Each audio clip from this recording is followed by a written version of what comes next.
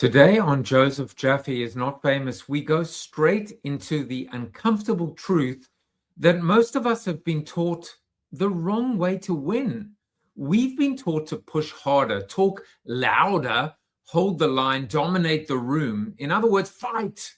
But what if that instinct is exactly why we lose deals, lose trust, lose connection, and sometimes lose the damn plot entirely? My guest today is Jonathan B. Smith, co-author of Fight Less, Win More, and he's here to make the case that the best negotiators are not the toughest people in the room. They're the calmest, the most curious, the most disciplined, the ones who know how to listen past the words, uncover what's really going on, and influence without steamrolling. So this is not just a conversation about negotiation. It's about leadership, ego, conflict, empathy, power, and whether understanding someone else might actually be the ultimate unfair advantage. Let's get on with the show. I'm William Shatner. I've done a lot of things in my career, but this takes the cake. This is so cool. You, Joseph, today, it's all about you. You won the internet. Congratulations. It's exciting. It makes me want to celebrate. Makes me want to get up out of this chair. Makes me want to sing. Makes me want to dance. Makes me want to shout. Kick my heels up. Throw my hands up. Toss my head back. No, really, people should be shouting your name in the street. Come on now. Sing that song. Joseph, Sing it out loud. Joseph. I want to celebrate. Put it up in lights. The internet belongs to you. See, no one else deserves to be celebrated like you because you are the best. Joseph Jaffe is not famous. Me, Tom Arnold, I am very famous. I absolutely because it's very true. Like, I hadn't freaking heard of you until I was sitting on a Friday night. This is how bad my life is. Listen, fucker, good luck. Good luck with your rebranding. Like anybody knew what the name was before. What was the name? Okay, who gives a shit? That's a good name because it's got your name in it. You can pretend you're humble. You say, I'm not famous. And, which you aren't. So you're just not being anyway, but I hope you get famous doing this. Good luck to you. This is my best kind of show notes. We didn't touch one of them, not even one of them. I'm not sure which one is Paul Rudd and which one is Lane Green. Final card here is the ultimate outcome. Today is Take Your Dog to Work Day. Like Scooby-Doo. Without further ado, his debut. Sweet Caroline. Everybody say hello to Sammy. Is it not good? I'm just pausing so that you just are at the front of your screen. I'm so enormously flattered. Branding is not a bad blind date. I'm gonna have to take a picture of this. No, this is agape. This is love. I really enjoyed this. You did do your homework. You asked great questions. I'm flattered. Thank you. You just made my day. Look at you. You are insane. How did I do that? You're how insane. Did I do that? You're insane. You know, it is. I am insane. But it's been a while since I've done one of these shows, and I am so thrilled to be back. But I am rusty bed springs. I think that's a joke. I won't tell you that's the punchline. That's all I know. But I won't tell you the actual joke. You probably know the joke.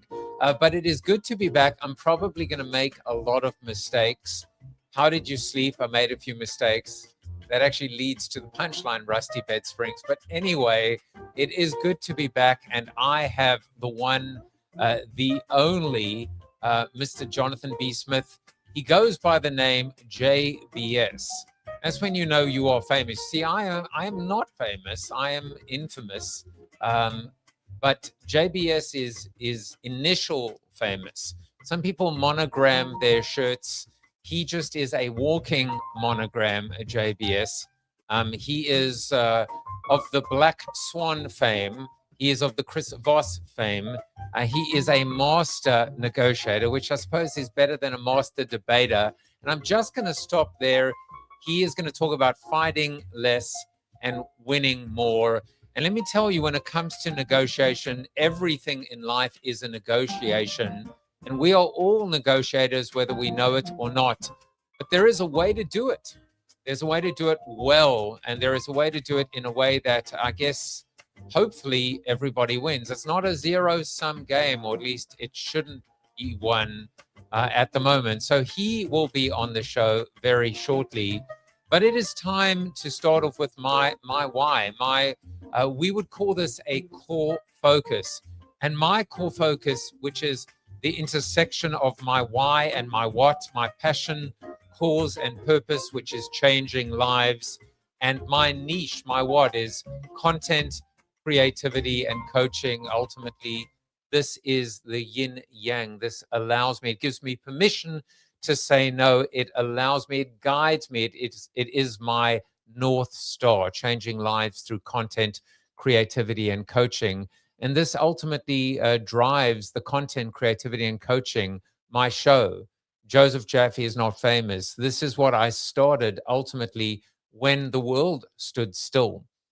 When March 10th or 11th, 2020, when COVID hit, I started when people were stuck at home in general. And I said I would only stop this. I would never stop this until I dropped dead. I will never, ever stop this. This becomes ultimately my reason to continue. Of course, coaching as well through EOS. And it has also been part of my ability to change lives. And then Forever Change, which was my part memoir and part motivational book, how a global pandemic changed my direction, my purpose, and my life. So a little bit about ultimately my why. What is your why? And do you get up every day and ultimately live the life that you were meant to live? Because if not, guess what? There's still time. But enough about that. Let's talk about the seated soliloquy, because I am seated, and this is time for my quick monologue, which is always inspired by my guest. Today, the seated soliloquy is called Win-Win or Lose-Lose.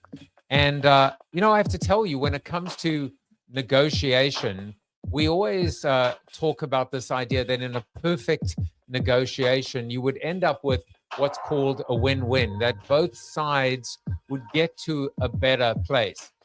And I've mentioned this, I've done over 800 episodes of this show, and I remember mentioning this at least on one occasion. But my brother-in-law, who I think he would admit to being somewhat of a master negotiator, he would say the consummate or the epitome of a great negotiation is what he would call a lose-lose. And I know JBS is going to have a point of view on this. He says that both sides should actually feel like they lost out. That's his determination of the perfect negotiation. Now, I don't know which one is correct. Do both sides feel like they won, or should both sides feel like they lost out? One might be right, one might not be right. I struggle. I struggle in a negotiation. I feel, for example, that when someone has made their mind up, they can never, ever have their mind changed. I feel like I'm a terrible negotiator. I feel constantly, we call it head trash, that I'm always in my head. I feel like I can never change somebody's mind.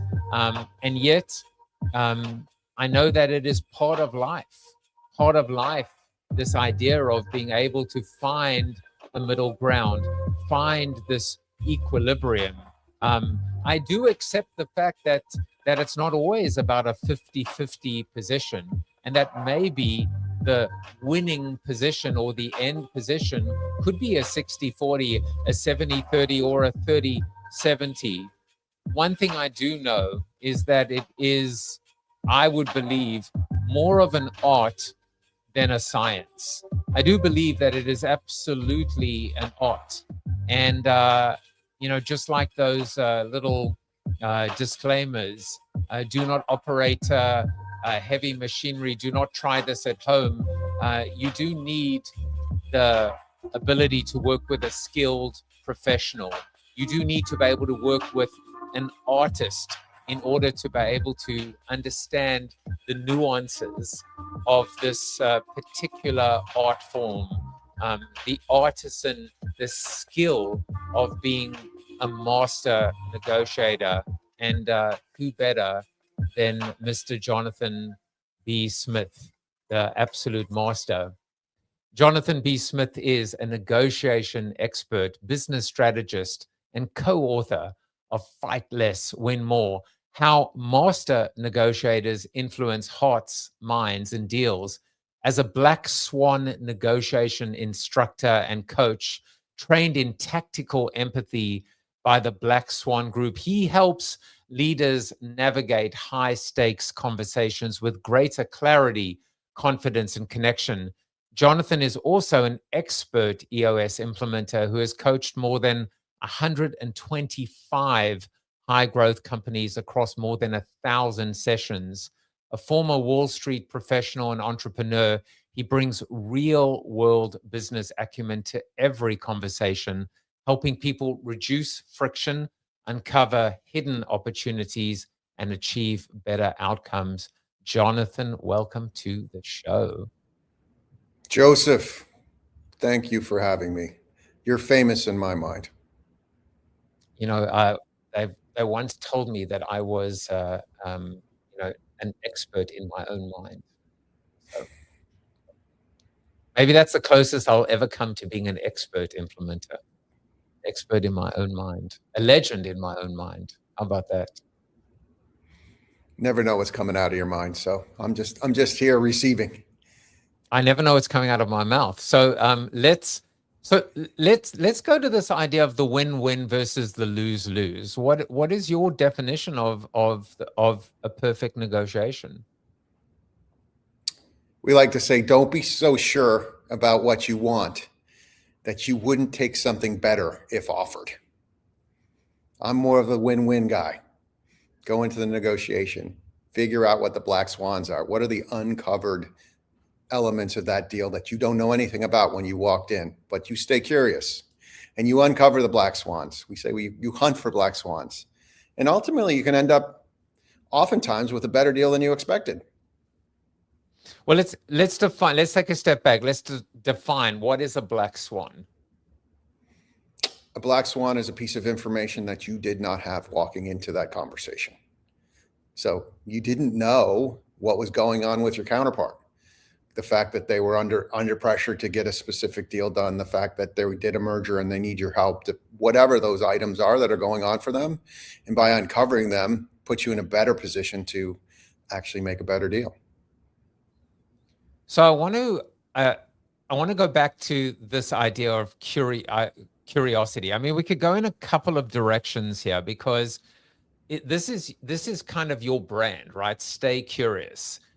You sign off on whether it's a Slack message, an email, it's your website, the whole idea of curiosity. And curiosity is the hallmark of facilitation, etc. And we can talk about also the essence of black swans. But I want to go back to like the perfect negotiation. When people walk away from a negotiation and they feel like, I should have asked for more. I should have, they feel that, I don't know whether it's remorse or cognitive dissonance. What is that emotion? Is it greed? Because oftentimes they might have actually walked away with the perfect win-win outcome. So what is that feeling? Is it insecurity? Is it greed? Is it, what are they feeling in that moment? Well, the perfectionists have the hardest time with this because they're trying to get to the perfect deal, as opposed to working through a process and through the course of that process, understanding that in that case, you did the best you could. So I had a client last week who was trying to do a real estate negotiation. We thought we had a deal. Someone came in and paid $100,000 more than they were willing to pay, and they walked away and said, that was okay. I wasn't willing to pay the extra 100,000. But we did get them to the point where they got to a deal they felt they were comfortable with, even if they didn't get the house. So there's also the word, I mean, you spoke about process, right? Or process. I never know which, my accent.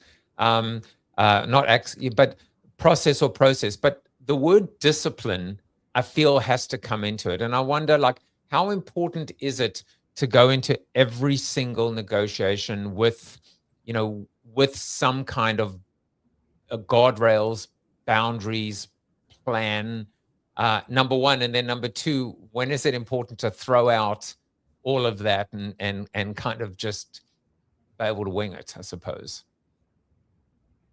Well, my stay curious mantra puts you in a position where we don't actually know where the conversation's going to go.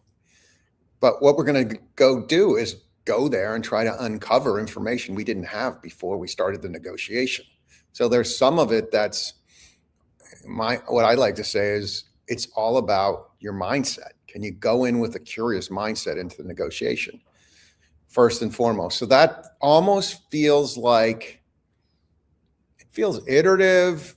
It feels like you're open to the possibilities. And then in this case, this particular client knew that I'm not sure if we lost you or not. Oh, I'm here. No, I'm just playing with camera angles. Oh, okay. Well, that I figured I'm with you. You're doing certain things. I was being curious with camera angles. The other thing is, in this case, this client knew what their number was, what their walkaway number was, and it went beyond what they were willing to pay. So having the discipline of not getting overexcited about the auction and realizing where the budget was important to them. So it's a little bit of both. You see, because I was thinking like this idea, I mean, we say again, everyone has a number. And I think maybe, so what I'm picking up from you is you kind of need both, right? You need to be able to at least have some kind of a game plan. And then at the same time, also have the wiggle room, the adaptability, the agility, and the flexibility to be able to throw it out if need be. Maybe that's the science and the art. I mean, I spoke about art, but I intentionally almost left out the science.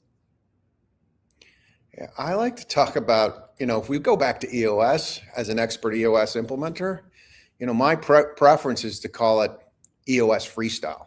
Some people call it EOS purity. I actually don't believe in purity, that kind of structure. I believe that you have to have structured flexibility. So you have to have structure in the process, but you have to be able to be flexible enough to be in a curious mindset and to be open to the possibilities. EOS freestyle. So I'm expecting the JBS rep. I'm gonna give you 3 topics, and I'm gonna expect you right now to rap freestyle. You're gonna do that for me, JBS? I don't know how to rap, dude. Well, that's freestyle, right? I mean, freestyle is 3 topics. Well, okay, I'm not going to have you do that, but what I am going to do is I'll make it easy for you. We'll play a little game called 2 Truths and a Lie. I have some rap music for you in a way. This is the lyrics for 2 Truths and a Lie. 2 truths and a lie, can you guess which is which? All created by AI, which is pretty scary. Jordan leaning, don't you dare miss a pitch. Joseph Jab, not famous, but All right, Mr. JBS. We twist, we turn, We twist, we turn reality. 2 Truths and a Lie. You've given me 3 little fun facts about you. 2 of them are true. 1 of them is a dirty, rotten lie. My job with the black swan negotiator is to figure out which one of them is a lie. I'm expecting to lose. Are you ready to go? Let's go. All right. So the first one, as far as we know, again, with the help of AI, is that apparently you're a pilot. So tell me more about your pilotry, Mr. JBS. Well, in my free time, I fly a private jet. That's my side gig. All right. Am I allowed to ask you some questions about your private jet, about what kind of a jet it is, for example, or by the way, you look pretty debonair as a pilot, thanks to AI. Thank God for AI. I got how many bars? 4 bars on my shoulder. That means I'm the captain. Well, all right. So there is JBS in his spare time, potentially as a pilot. Could this be the truth or a lie? Let's look at number 2. Number 2, you wake up as a farmer or like a farmer. I don't even know what that means. What the hell does that mean? Are you a morning person or are you a late night owl? All right. So if you wake up like a farmer, that means you're a morning person. Would that be correct? That's correct. All right. So what does that mean? Tell me a little bit about your ritual in the morning. My ritual in the morning is I stay up really late. I usually wake up pretty tired, dragging a bit. And I always have to take my dog out for a walk, probably just like you. All right. And then number 3 is apparently you're a super fan of Manchester United. Yeah, I wish we had football like this in the States. Even though when typing it up, it says, I'm super a fan Manchester United. Well, I should talk because I'm super a fan Tottenham Hotspur that apparently is flitting with relegation right now. So have you been, if you're a super fan of Manchester United, what's the last game you attended of Manchester United? I've never attended a game because I haven't been overseas recently. All right, so I think you did. I think you did it seems like you lied with all 3, JBS. So I've got to figure out which one is the lie. I am gonna say my gut initially was that you're not a fan of Manchester United, but I think I don't know. I'm gonna get this horribly wrong. I think you are a pilot. I think you are a pilot. I think you are a fan of Manchester United. I'm gonna say you don't wake up like a farmer. I wake up like a farmer. You do? Which is the lie? Manchester United. That was the one I was going with initially, and then when I said, when you said you haven't been to a game, I was like, how can you be a super fan and not have gone to a game? I don't even know who they play. Yeah, I mean, I asked you the question, and then I just kind of like, that was, I asked you the question, then I should have just accepted the fact that no super fan,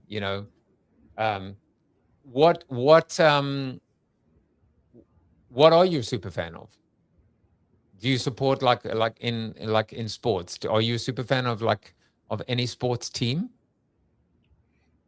I used to be a super fan of the Giants, like as a kid, and the Yankees, but and that has just brought you pain. Well, I also find it so distasteful how much the players make, and then they complain about how much they make, and they go on strike. I think when they started going on strike, I just lost interest. It's true, and then we encounter people in the TSA, right, that are actually like not getting paid at the moment, and keeping us safe. Someone actually said, yeah, and someone actually said, and I forget who it was, and I still don't remember who it was, but they actually said like the perfect idea would be that they just have a like a donation basket or a bucket, like in front of and just we the people, as we're going through, we just toss $1, $5, $10, $20, and we demonstrate that we can actually keep them going, and we don't need any help. And they don't, and we can just, and we should be doing that. We should demonstrate the fact that we. So I don't know. I thought that was a pretty good idea, actually. You might get famous with that idea. I would go use that idea. That's a great idea. Well, it wasn't mine. So, as we say, do the right thing. It's not my idea. JBS, I want to go back to this idea of, of this idea of this hidden truth and curiosity. And the thing that jumped out at me when you were talking was like almost of this, like being like a game. going into every negotiation almost with this idea, like this idea that it is almost like a game, like gamifying it, that there is a riddle or a puzzle, and the curiosity is to find that solve. Like, how does that sit with you with this idea that there's always almost like a mystery, that there's a childlike curiosity, and it's our job to try and solve the puzzle? That's probably what drives me, right? We say anytime I want or I need is in your head or in your counterpart's head, you're in a negotiation. And I live my life trying to uncover these black swans on a daily basis and take great pleasure in finding them, regardless of the interaction. Whether it's I walk into a store and get better service because I acknowledge the person who's working there, or I could negotiate with NYU Langone on the price of my medical services by figuring out where the opportunity was. And regardless, it's almost the same solve. It's the same excitement, childlike excitement that, oh my God, I figured out how to solve that problem. And it wasn't that hard. That's fight less, win more. Is it true, though? I mean, I said something in my soliloquy, which is my belief is when someone has their mind made up, it's impossible to change it. Is that absolutely untrue? Or is it? I think it depends on the person. We say you're 31% smarter in a positive frame of mind. So that means you're dumber in a negative frame of mind. So if someone's made up their mind and they're stubborn, unless you acknowledge the fact and apologize for whatever you've said to offend them, even if it's you say something to the effect of, it seems like I've done something to offend you. For that, I apologize. Then we use dynamic silence, and hopefully they'll tell us what the problem is. Hopefully we'll be able to resolve that problem. It's so funny. I have the book in front of me, and you can see I have a little card open to page 65, Law of Negotiation, Gravity, number 5. Your brain works 31% more efficiently when it's in a positive state. Sean Anker, author of The Happiness Advantage. This was literally the page that I had the book open to. I feel like a magician. I put it in your hands. And you know that I'm studying happiness as well. So who knew happiness is actually a negotiation tactic? You just shared that with me too. That's interesting. It's an interesting intersection. I had no idea. Well, positivity, optimism, happiness, you wouldn't think it though. You wouldn't think that actually you would almost suppose that they were symbols of weakness in a way. Because again, fighting, confrontation, adversity, this idea of zero sum, this was always the way that we've had to think about negotiation. Ultimatums. But enough about Hormuz. What? We had to. I was using a mirror. Oh, yes. I feel like I've just lost a negotiation right now. Well, let's talk. Speaking of which, let's talk about labels, mirrors, dynamic. You just mentioned dynamic silence and summaries. These are 4 core skills that you talk about in the book. Talk a little bit about them, because I feel like there is so much to this that we just don't know about. I mean, I even, came into this and even into EOS. I'd never heard of any negotiation skills other than split the difference. And then someone once wrote a book called Never Split the Difference. Chris Voss. Right. And so like I had no skills whatsoever when it came to this. In fact, there was a book, I think it was Power. What wasn't a Power Negotiating, Dawson or something like that actually spoke about how splitting the difference was in fact the way that most power negotiations went? I think so. So talk a little bit about labels, mirrors, dynamic silence, and summaries. I mean, pick one, pick all of them. Talk about why these are so powerful, these skills. So let's do them one at a time. And as fellow EOS advocates, implementers, think of these as the foundational tools for tactical empathy. So we'll go one at a time. So labels, you have an intuition about what's going on with your counterpart and what you're going to do. So that intuition, like your supercomputer, which is your subconscious, is telling you, there's something going on. Like your subconscious was telling you that I was not a super fan of Manchester United. And we would use a label. So a label starts with, it seems like, it sounds like, it looks like, it feels like. And if you want to make it more personalized, you can say, you seem like, you sound like, you look like, you feel like, and then whatever your intuition is about that particular situation. The goal is to label the latent dynamic. What does that mean? The presenting dynamic is when your spouse is clearly angry with you and you go, you seem angry. That never works. But if you said, it seems like you're frustrated with my ability to show up on time, if that were the case, that would be a better label because it's actually the reason that the counterpart is frustrated. Okay. So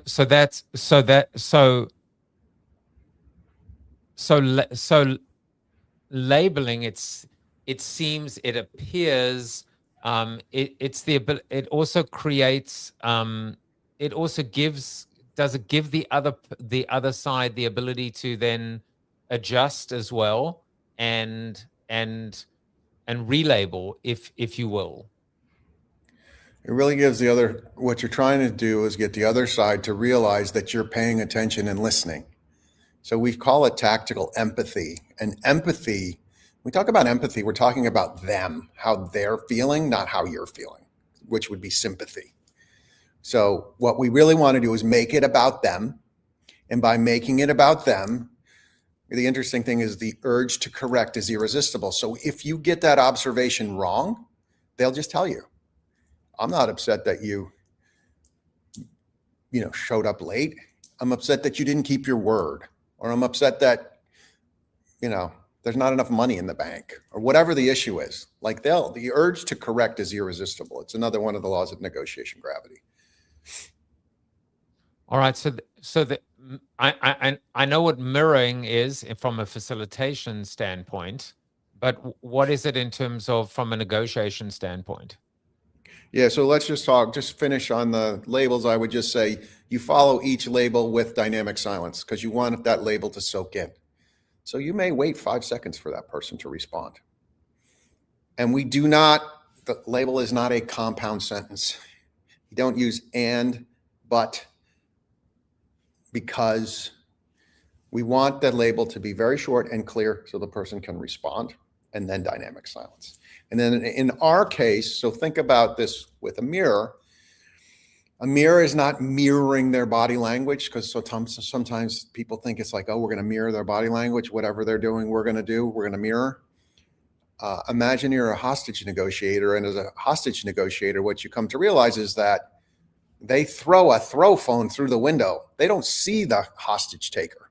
So a mirror is actually saying the last 3 to 5 words that they would say with an upward inflection. So upward inflection versus a downward inflection, which would be downward inflection. Upward inflection is asking a question. Downward inflection is actually acknowledging that you heard what they said, followed by dynamic silence.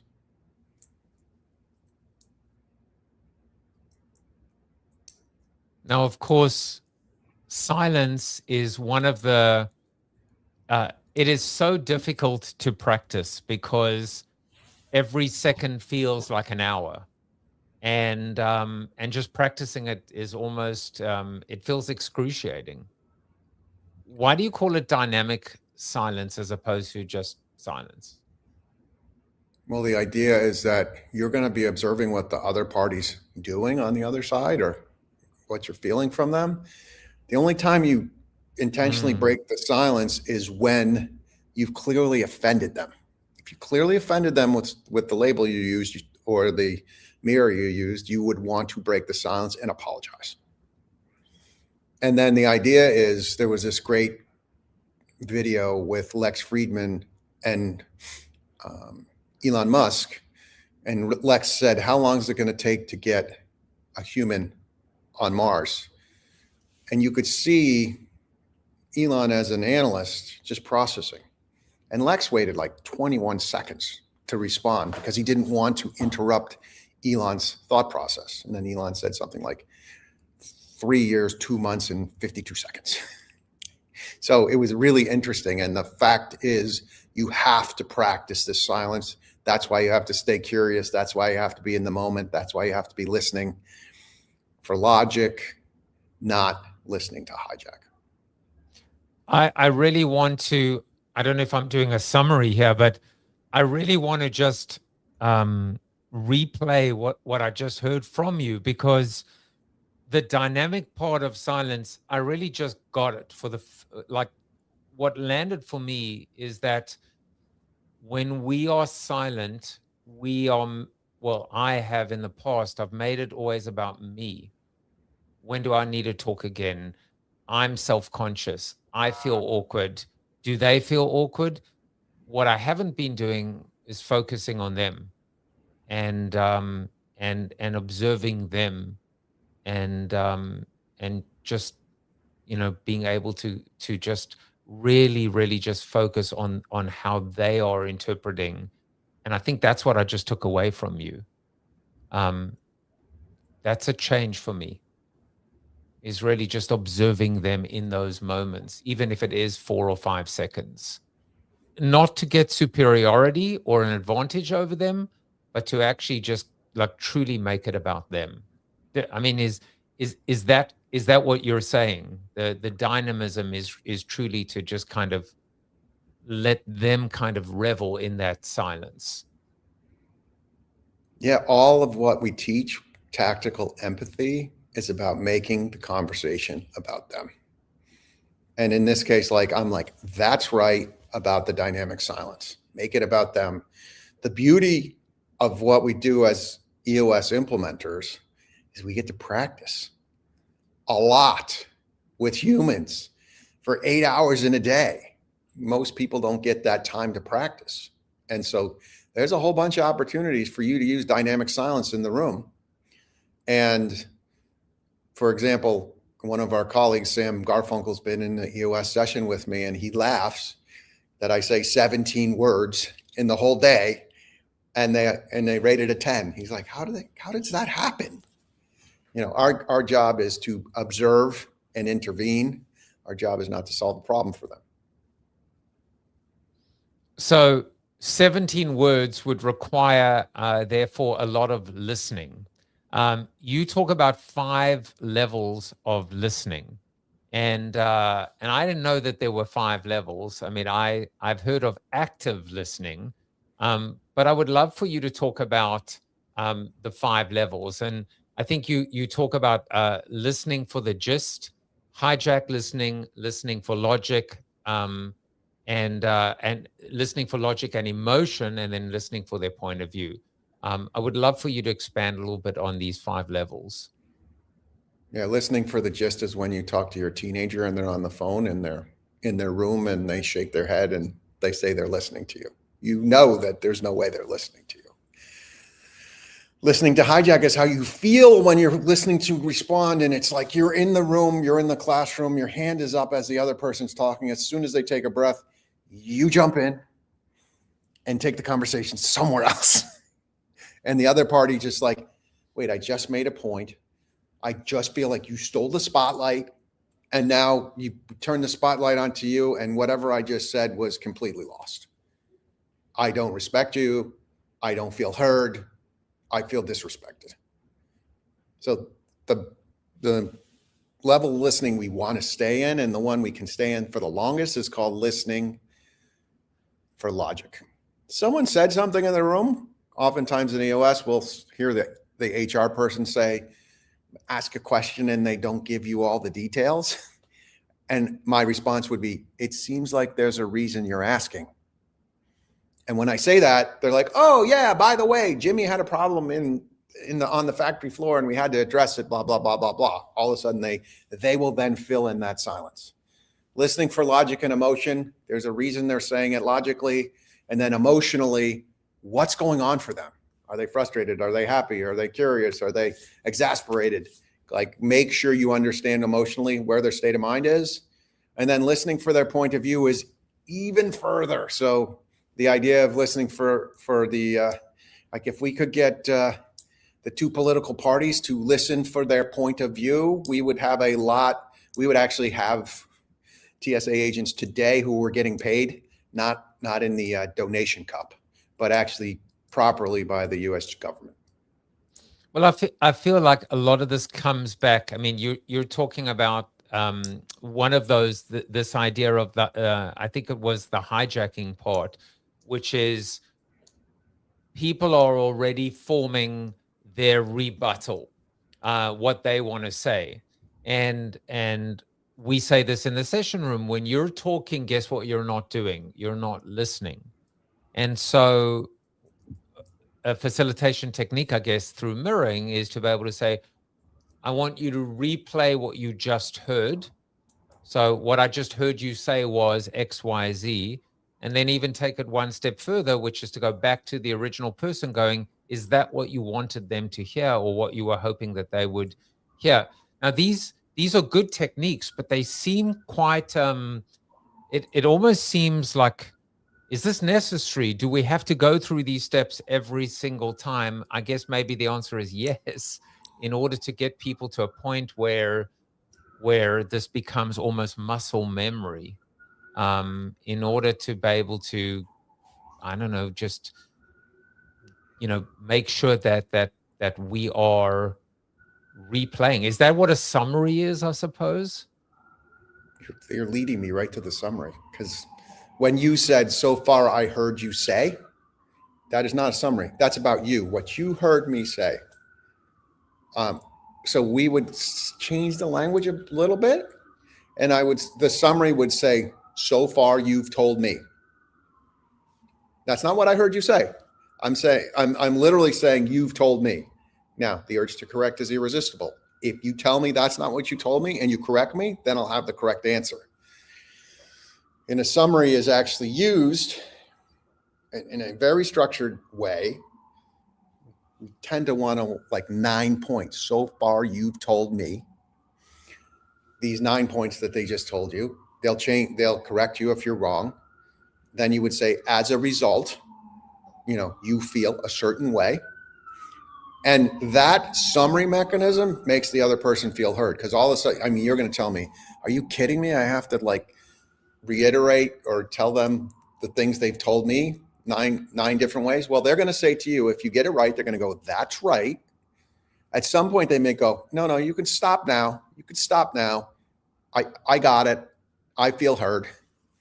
But you should be willing to take the time to slow down to make sure the other party's heard, because it actually accelerates the conversation. It's counterintuitive. You think telling them the 9 things slows the conversation down, and it's actually an accelerant, because all of a sudden you've removed the negative emotions from their head about the fact that they don't feel heard.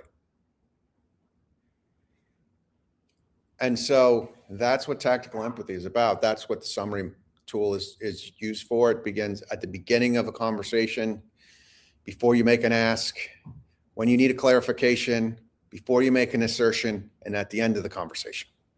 You could use a summary. And then you ask this question, does it have to sound exactly like this?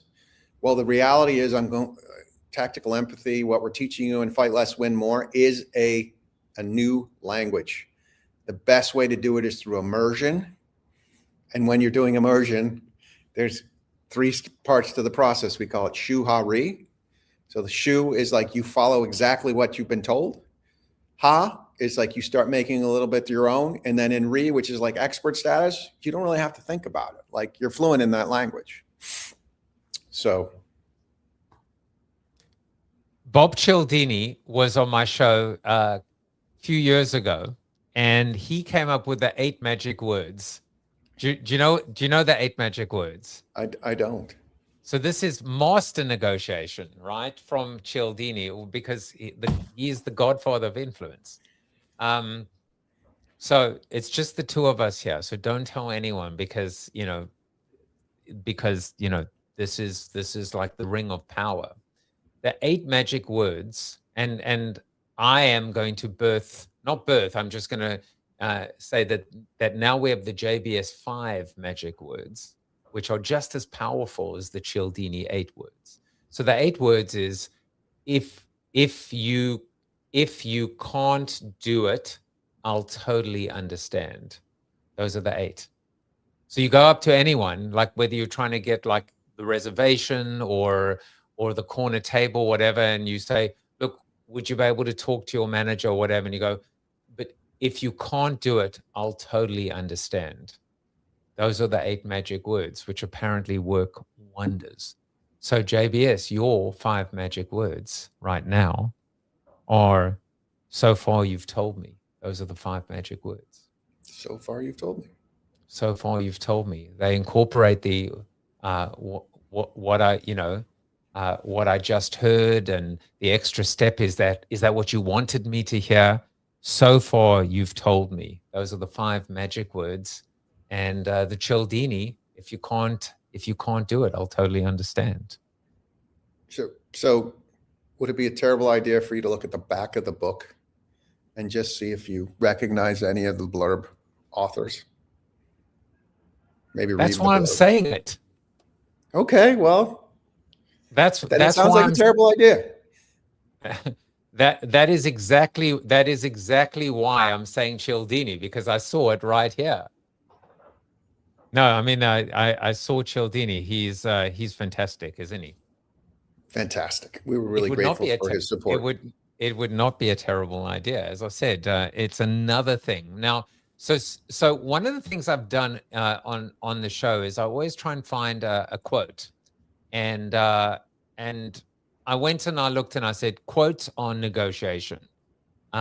In this particular case, it's really amazing that when you go to the Google or the AI or the whatever, and you look for quotes on negotiation, it's amazing that Chris Voss is just there, and he owns negotiation, and I'm talking about like in the world, in the world. So this is a Chris Voss quote. I mean, I was looking to like, are we going to find like, I don't know, like Churchill or Gandhi or I don't know, Socrates or something like that. But this is your quote for today. Successful negotiation is not about getting to yes. It's about mastering no and understanding what the path to an agreement is. I found that to be very interesting, and I wanted you to comment on it. Yeah, what the hell does he know, right? Well, the interesting thing is he's like Kleenex for negotiation. Chris Voss, that's what everyone thinks. Who would you want to be your negotiator? And I just used a no-oriented question for you about the Cialdini blurb. So what we say is now a bad time. Is now a bad time? Is now a bad time, right? So the answer is that's a no-oriented question. No, it's not a bad time. Or if it is a bad time, yes, it's a bad time, but I could talk to you on Tuesday at 2 p.m.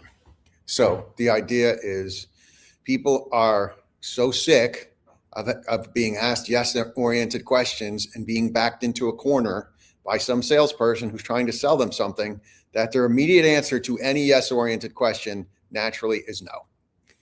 So if their answer to it generally leads with no, we ask a no-oriented question. So you just invert the yes-oriented question. And I said, would it be a bad idea for you to look at the Cialdini quote on the back of the book? That was an example of a no-oriented question. Except I already had. Well, you're just because I'm a smart ass. That's why I'm a smart. You're a smart ass, but you're still not famous. So yeah, well, that's part of my rep as well. JBS, in your journey, you've obviously you have certainly mastered, and it is a journey of mastery when it comes to negotiation. What are some of the most interesting learnings that you've learned along the way? And I'm sure you've been asked this question many times about some of the mistakes that you've made, But ultimately, what are some of the like biggest learnings and surprises that you have encountered as you have progressed on this journey towards mastery? Yeah, I'm always amazed at how important your state of mind is. Like just where your emotional state is before you walk into a negotiation, and how even the most well-trained negotiators still fall into the trap of being triggered. So we call it the amygdala hijack. The idea that you get to decide how you're going to react, which we don't want to do, or respond. And in the right frame of mind, you're able to respond. And if you're in the wrong frame of mind, you react. That includes all of us on the Black Swan team. We're all human. So every single day, I do my best to focus on staying present, listening for the people's point of view, at a minimum, listening for logic, and trying not to hijack. I still find myself hijacking sometimes. I still find myself triggered, but I'm just more aware of it now. And what is the root of that? Is it just because we're human? Is it insecurity? I mean, why would someone like you still get triggered in a moment when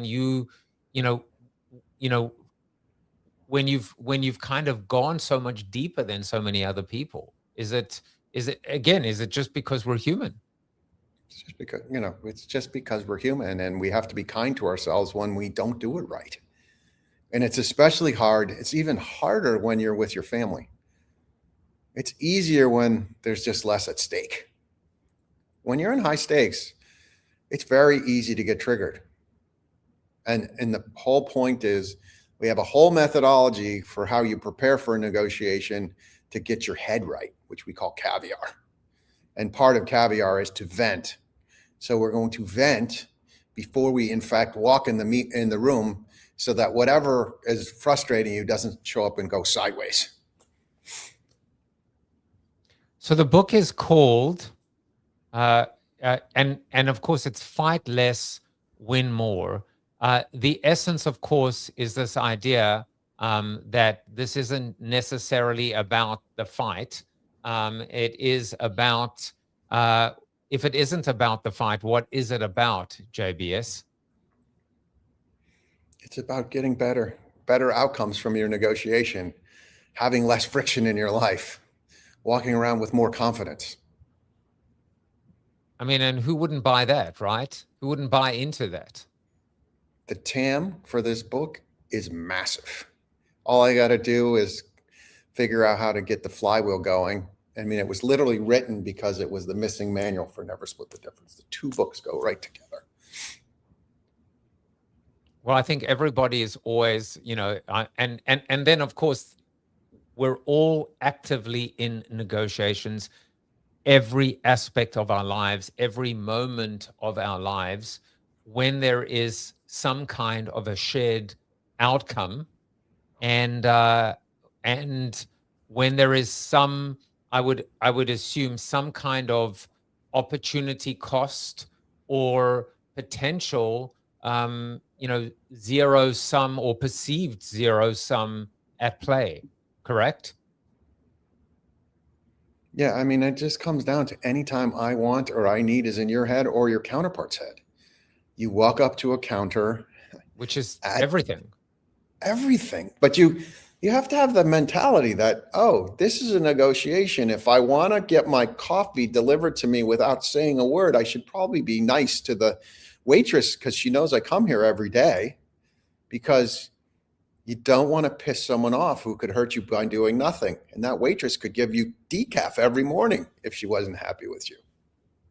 So quick point on this. If I want and I need, and then we're going to just touch on what is one of your favorite reviews as well.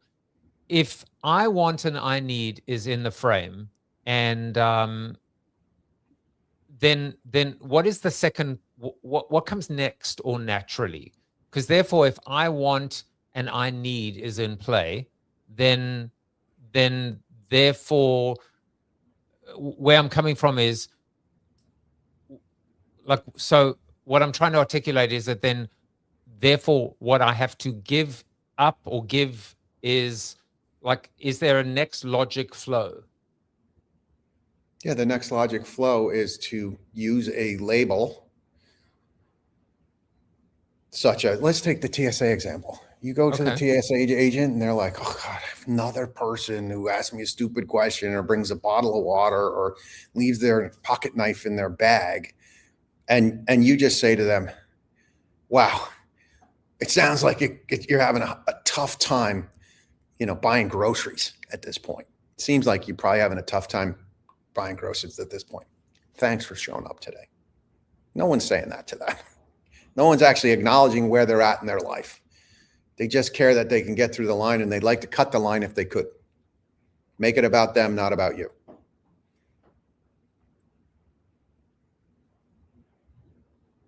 So in other words, if I'm following you correctly, you want to you're late for your flight, as are 1,000 other people.